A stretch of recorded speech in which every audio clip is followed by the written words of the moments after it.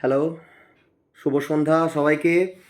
রাত পোহালেই পশ্চিমবঙ্গে কার্যকর হতে চলেছে গুন্ডা দমন আইন বা পশ্চিমবঙ্গ সমাজ জননিরাপত্তা এবং সমাজ বিরোধী আইন। পশ্চিমবঙ্গের মানুষ এবার একটা নতুন অধ্যায় পশ্চিমবঙ্গের রাজনীতিতে বা পশ্চিমবঙ্গের সমাজে দেখতে পাবে, যেটা আগামীকাল থেকে তার সূচনা হতে চলেছে। কিন্তু অনেকেই এই জিনিসটা নিয়ে দ্বিমত পোষণ করছেন এবং পশ্চিমবঙ্গের রাজনৈতিক মহলে এই নিয়ে কিন্তু মিশ্র প্রতিক্রিয়াও দেখা গেছে, যেটা আমরা অলরেডি দেখেছি।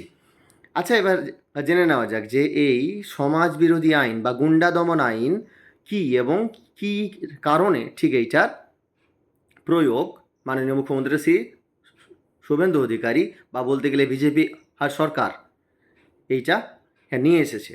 গত 29শে জুন বিধানসভায় পাশ হয় গুন্ডা দমন আইন এবং এই নিয়ে মোট দুটি আইন পাশ হয়।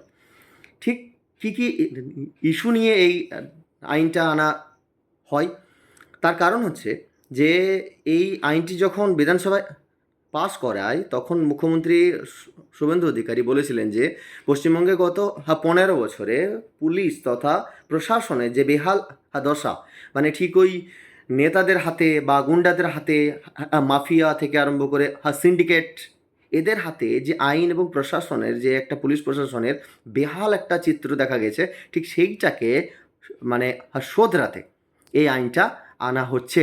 এবং কী কী কারণে এই গুন্ডা দমন আইন প্রয়োগ হবে এবং কাদের হাতে মেনলি এই ক্ষমতা দেওয়া হয়েছে সেটা আমরা জেনে নেব।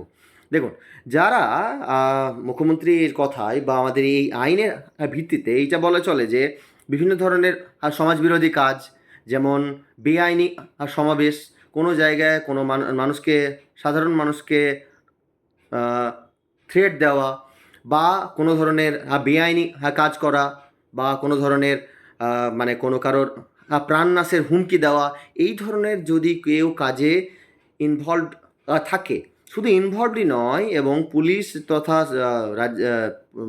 জেলার এসপি ডিএমদেরকে এই ক্ষমতা দেওয়া হয়েছে যে যদি তারা কোনো পূর্বাভাস পেয়ে থাকেন যে কোনো একজন ব্যক্তি বা কোনো একটা গ্যাং দল এই ধরনের কোনো কিছু মিসচিভিয়াস কোনো কিছু মানে প্রাণনাশী কোনো কিছু কাজ বা সমাজবিরোধী কোনো কিছু কাজ করতে চলেছে, যদি আগাম খবরও পায়, তাহলেও সেই ব্যক্তি বা সেই দলকে পুলিশ কোনো ধরনের ওয়ারেন্ট ছাড়া, কোনো ধরনের জাস্টিফিকেশন ছাড়া কিন্তু তাদেরকে ডিটেন করতে পারবে বা গ্রেপ্তার করতে পারবে, এবং কোনো ধরনের বিচার ছাড়াই 1 বছরের জন্য তাদেরকে কিন্তু ডিটেন করতে পারবে পুলিশ তাদের কাস্টাডিতে নিতে পারবে।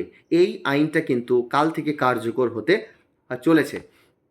শুধুমাত্র এই নয় যে তাদেরকে গ্রেপ্তার করা হবে বা ডিটেন করা হবে, তাদের সম্পত্তিও বাজেয়াপ্ত করা হতে পারে। মানে যদি কেউ বেআইনিভাবে কোনো কিছু দখল করে থাকে বা বেআইনিভাবে কোনো কাউকে হুমকি দিয়ে তোলা আদায় করে থাকে বা কোনো কিছু একটা বেআইনি পাচার করে থাকে বা বিভিন্ন যেসব কাজগুলো সমাজ বিরোধী কাজ, সেই সমস্ত কাজে যদি কেউ যুক্ত থাকে, তাহলে তাদের সমস্ত সম্পত্তি কিন্তু বাজেয়াপ্ত করা হতে পারে।